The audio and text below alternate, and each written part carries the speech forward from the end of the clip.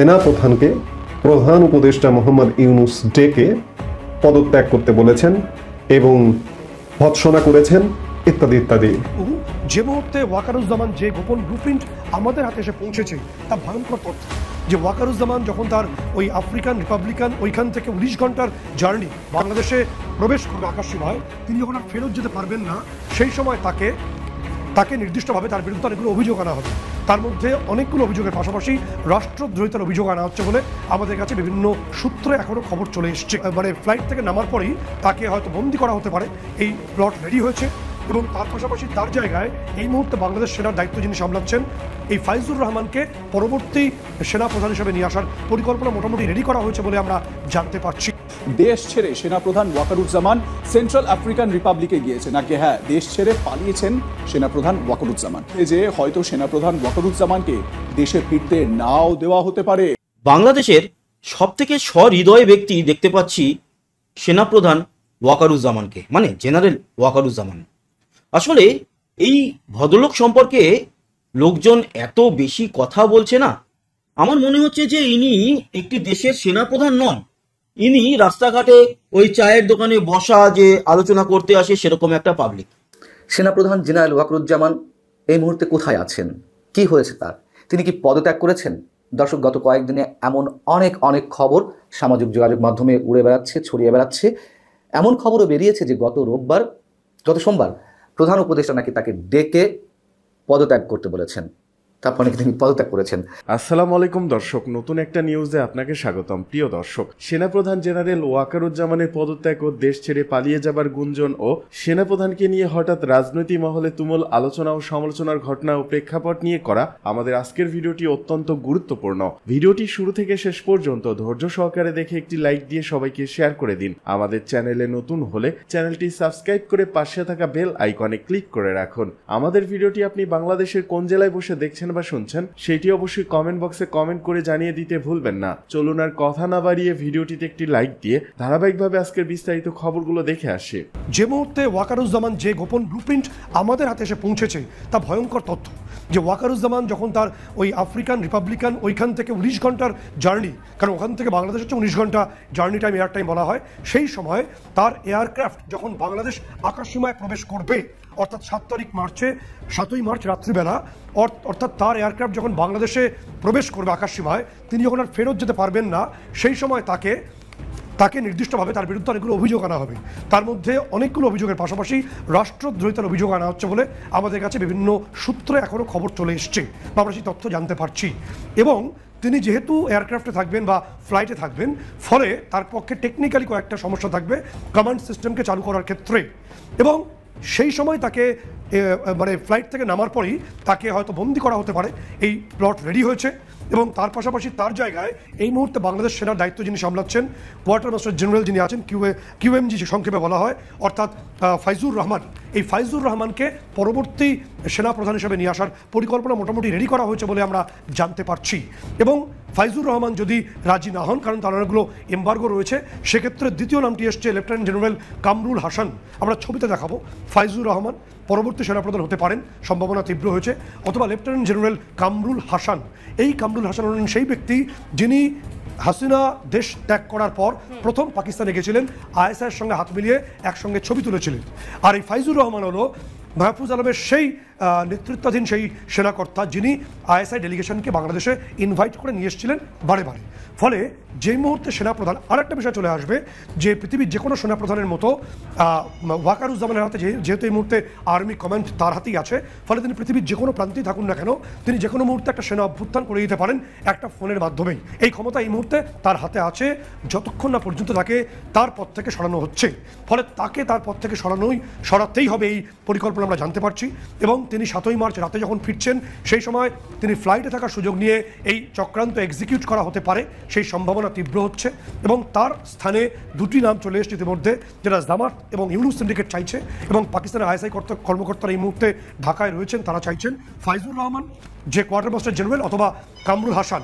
এবং সাম্প্রতিক সময়ে Nobel laureate doctor Mohammad Yunus সাহেবের একটি সাক্ষাৎকার ছাপিয়েছে বিবিসির সেই সাক্ষাৎকারে ডক্টর মোহাম্মদ ইউনূস সাহেব বেশ কঠোরভাবে বাংলাদেশের বর্তমান পরিস্থিতি সম্পর্কে বর্ণনা করেছেন তিনি বেশ শক্ত অবস্থান গ্রহণ করে জনতার যে ক্ষমতা তিনি পেয়েছেন সেই জনতার পক্ষেই দাঁড়িয়েছেন।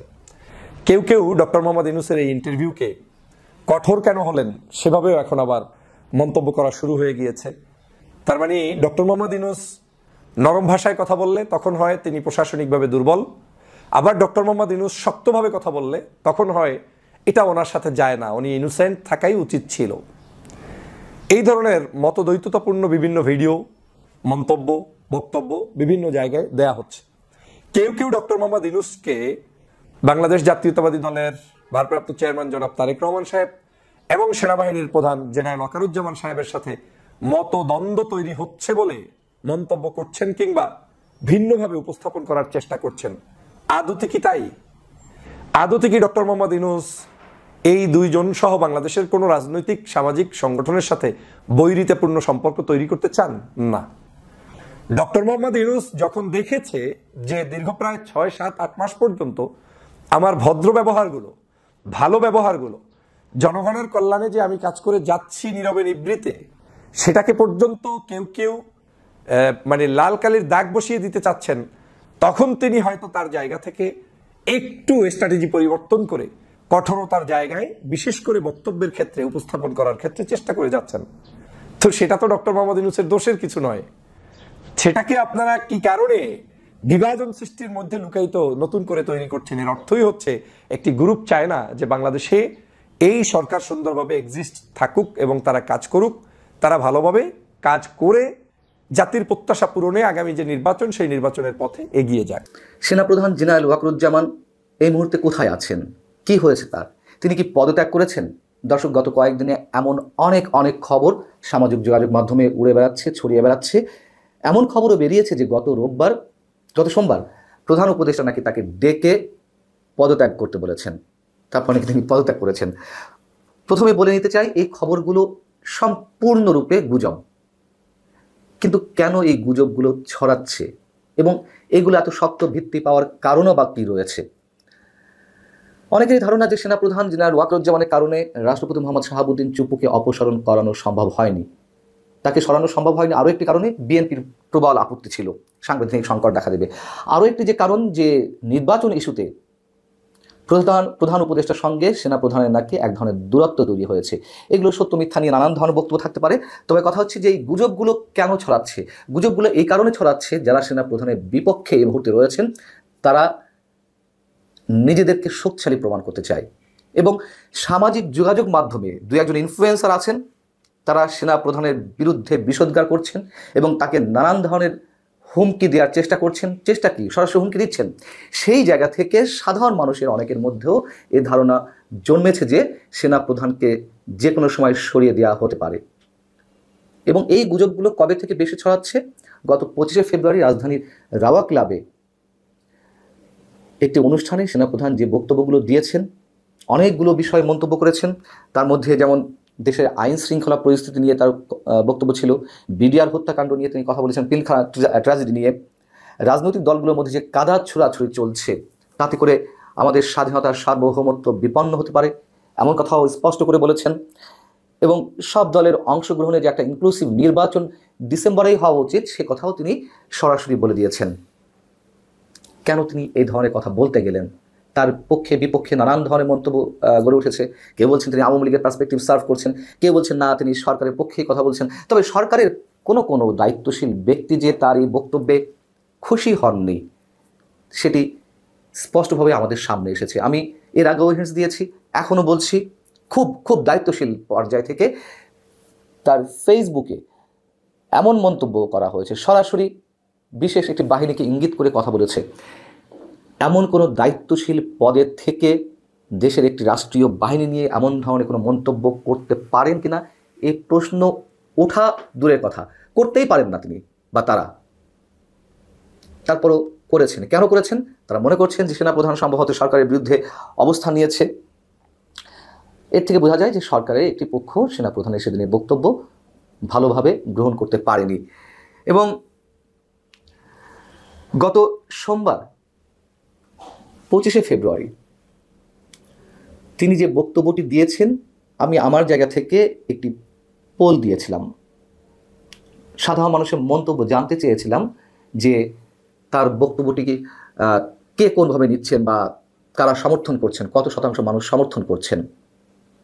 এবং সেনাপ্রধানের সেদিনের যে বডি ল্যাঙ্গুয়েজ, তিনি যে কনফিডেন্টলি কথা বলেছেন দেশের স্বার্থে, রাষ্ট্রের স্বার্থে, যেহেতু আইন শৃঙ্খলা পরিস্থিতি কি সব জায়গায় একটা গুমট পরিস্থিতি, সেই জায়গা থেকে সেনাপ্রধানের এই বক্তব্যগুলো অনেক বেশি প্রয়োজন ছিল এবং একটা ক্লিয়ার মেসেজ মানুষ পেয়ে গেছে, সেটি যার পক্ষেই যাক আর যার বিপক্ষেই যাক। সেই ভোটে আমি জানিয়েছি এর আগে সোমবার রাত্রেই একটি কন্টেন্ট দিয়েছিলাম, আবারও একটু মনে করিয়ে দিই যে সেখানে ভোট পড়েছিল 32,000-এর মতন, 32,000-এর বেশি, সেটি পরবর্তীতে আরও বেড়েছে। এবং ওই পর্যন্ত যত মানে যে সময় আমি কন্টেন্ট করেছিলাম সেই সময় পর্যন্ত 32,000 ভোটের মধ্যে সেনাপ্রধানের বক্তব্যকে বা সেনাপ্রধানের ভূমিকাকে সমর্থন করেছেন 83% মানুষ, আর তার বিপক্ষে কথা বলেছেন বা বিপক্ষে ভোট দিয়েছেন মাত্র 14%। এর থেকে বোঝা যায় যে সেনাপ্রধানের সেই বক্তব্য অথবা সেনাপ্রধানের এই মুহূর্তের অবস্থান কতটুকু গণমানুষের পক্ষে আছে। সেখানে অনেক ধরনের ক্ষোভ প্রকাশ করেছেন সেনাবাহিনীর বিরুদ্ধে। দেশে যে আইন শৃঙ্খলা পরিস্থিতি, তাতে সেনাবাহিনী ইচ্ছা করলে তারা অনেক কিছু দমন করতে পারত। যে ধরনের মব ক্রিয়েট করা হচ্ছে, ওই যে বললাম সামাজিক যোগাযোগ মাধ্যমে 2-1 ইনফ্লুয়েন্সার রয়েছেন, তাদের আহ্বানে মানুষ বুঝে না বুঝে এভাবে মবের সৃষ্টি করে দেশের একটা অস্থিতিশীল পরিবেশের সৃষ্টি করছেন। সেই জায়গা থেকে অনেকে মনে করতে পারেন যে সেনাবাহিনী ইচ্ছা করলেই সব কিছু করে ফেলতে পারত, কিন্তু আমি বারবার বলি সেনাবাহিনী তার এই মুহূর্তে সরকারে নেই এবং তারা যে অনেক ক্ষেত্রে নীরবতা পালন করছে এটাও সত্যি কথা, স্বীকার করতেই হবে। সেটা নিয়ে অনেক ধরনের প্রশ্ন উঠতে পারে, তবে শুধু এটুকুই মনে করিয়ে দিই এর মধ্যে আরও অনেক কিছু রয়েছে। বাস্তবতা হচ্ছে যে সেনাবাহিনীর উপরে মানুষের ক্ষোভ রয়েছে, যেটা বললাম, তারপরেও মানুষের এখনও প্রচণ্ড পরিমাণ আস্থা সেনাবাহিনীর উপরে। সেনাবাহিনীর কোনো ব্যক্তি আওয়ামী লীগের সময় তাদের নিজ ব্যক্তি স্বার্থে অনেক বিতর্কিত ভূমিকা পালন করেছে। স্পষ্টভাবে বললে সেনাবাহিনীর যে গোয়েন্দা সংস্থা ডিজিএফআই কোনো ব্যক্তি হীন স্বার্থ হাসিলের উদ্দেশ্যে গুম খুনের সঙ্গে হয়তো জড়িয়ে পড়েছেন, কিন্তু সেই জায়গাটিতে সেনাপ্রধান জেনারেল ওয়াকারুজ্জামান গত 25শে ফেব্রুয়ারি অ্যাড্রেস করেছিলেন। অবশ্যই হয়েছে, তিনি অস্বীকার করেননি, অবশ্যই এ ধরনের ঘটনা ঘটেছে, কিন্তু তার জন্য ব্যক্তির বিচার হতে পারে, কিন্তু পুরো সেনাবাহিনীকে দোষারোপ করা যেতে পারে না এবং সেনাবাহিনীকে কেউ আক্রমণ করবেন না, এভাবে তিনি বলেছিলেন। সেই জায়গা থেকে দেশের এই যে একটা অস্থিতিশীল পরিস্থিতি, অস্থির পরিবেশ, সেই জায়গায় সেনাবাহিনীর অনেক বড় ধরনের ভূমিকা রয়েছে। একটু দেশের আপামর সাধারণ মানুষের মতন আমিও মনে করি। সর্বশেষ এটুকু বলতে চাই যে গুজবগুলো ছড়াচ্ছে সেনাপ্রধানকে নিয়ে, এই মুহূর্তে সম্ভবত ওই ধরনের কোনো পরিস্থিতি তৈরি হয়নি যে সেনাপ্রধানকে কেউ পদত্যাগ করতে বলবেন, আর পদত্যাগ করতে বললেই তিনি পদত্যাগ করবেন এটি মনে করার কোনো কারণ নেই। এখন 5 আগস্টে সেনাবাহিনীর যে ভূমিকা ছিল, সেনাপ্রধানের যে ভূমিকা ছিল, সেই ভূমিকার প্রতি সেনাপ্রধান নিজে আস্থা রাখতে বলেছিলেন এবং সেই আস্থা ধরে রাখতেই কিন্তু তিনি 25শে ফেব্রুয়ারি তার সেই বক্তব্যগুলো দিয়েছিলেন। এবং আমার ধারণা রাষ্ট্রটাকে, দেশটাকে একটা লাইনে আনতে সেনাবাহিনী অন্তত সেই কাজটুকু করবে। এবং একথাও সত্য, দেশের ইতিহাসে যেই 2 সেনাপ্রধান ক্ষমতা গ্রহণ করার একটা মোক্ষম সুযোগ পাওয়ার পরেও তারা ক্ষমতা নেননি, তার একজন হচ্ছে জেনারেল নুরুদ্দিন খান আর একজন আমাদের বর্তমান সেনাপ্রধান জেনারেল ওয়াকারুজ্জামান। এদিকে পুলিশ লাইনে গোপন বন্দিশালার সন্ধান পাওয়া গেছে, জানালেন নূর খান। গুম সংক্রান্ত কমিশন অব ইনকোয়ারির সদস্য নূর খান বলেছেন, বগুড়া পুলিশ লাইনে গোপন বন্দিশালা পাওয়া গেছে, যেখানে বিভিন্ন জায়গা থেকে বন্দীদের এনে জিজ্ঞাসাবাদের নামে নির্যাতন করা হতো।